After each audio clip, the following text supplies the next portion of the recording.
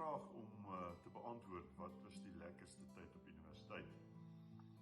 Die eerste plek is baie lang terug gewees, in die vroeë 80er jare. Ja, ek was 6 jaar op universiteit, destyds die pikke. Ek het verskeie kursusse op 'n veilige afstand gevolg. Daarom een of twee van hulle klaargemaak. Maar ek dink, as 'n mens so terugkyk, dan dink ek was elke jaar wat 'n mens daar was, het iets anders gehad. Van jou eerste jaar, jy weet, dis nuut, dis anders, die ontgroening wat ons gehad het. En dan soos wat 'n mens vorder, jy weet, 'n senior raak, is daar ander goeders wat lekker is. En natuurlik die akademie moet maar altyd ook bygekom het. Maar ek dink die lekkerste was die feit dat 'n mens geweet het jy werk aan 'n toekoms.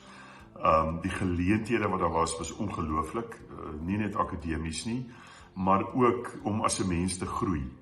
Die geweldige klomp goed waaruit 'n mens kon kies, die verenigings, die instansies waaraan jy kon behoort. Ek was gelukkig, ek was in die Alabama studentegeselskap en daar het ek geleer alles wat ek weet of nodig gehad het om te begin in die vermaaklikheidswerk. Die meeste daarvan was daarom relatief onskadelik.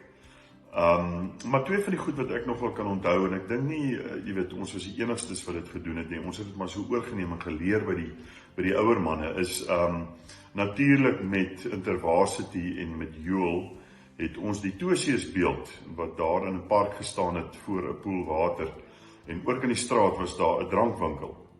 En natuurlik is daar elke liewe keer is daar spore geverf van die beeld af oor die straat na die drankwinkel toe, en dan 'n ander stel spore terug wat 'n bietjie skeef en krom geloop het, en natuurlik die spore het binne in die dammetjie geëindig met handmerke aan die ander kant van die dammetjie.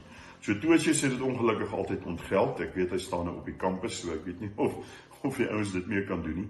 Die absolute sorgelose tye. Al het jy moes studeer en jy weet, as jy aan allerlei funksies en goed deelgeneem het, was maar altyd werk wat gedoen moet word en so, maar dit was absolute sorgelose tye. Jy het eintlik oor net mooi niks geworry nie. Daar was maar altyd 'n manier om by iets uit te kom. Of as daar 'n probleem was daar altyd 'n manier om daar rondom te kom.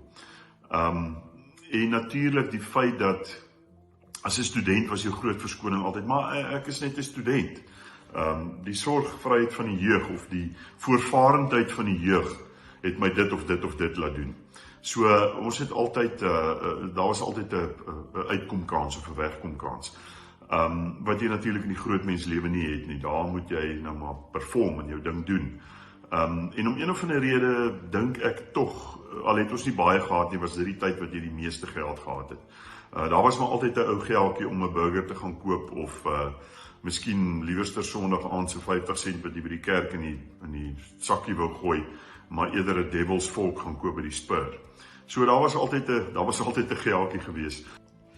Ek ondersteun graag die hashtag Afrikaanse alumni, om die eenvoudige rede dat ek glo, dit gaan nie net oor studeer in Afrikaans en Afrikaanse studentelewe nie, dit gaan ook daaroor dat studente die geleentheid moet hê om 'n studentelewe te hê, weier as net die akademie. En ek hoop met hierdie projek sal daar geleentheid wees om verenigings te stig, en goed waaraan studente kan behoort, om hulle volledig voor te berei vir die grootmenslewe. Ek dink dit is baie belangrik. Dit gaan meer oor as die akademie, soos ek gesê het, meer oor net studeer in Afrikaans. Dit is baie belangrik en is baie lekker om in jou moedertaal al hierdie dinge te doen, maar ek dink daar is ander goed ook wat belangrik is vir studente om aan deel te neem. So hierdie projek het my volle ondersteuning.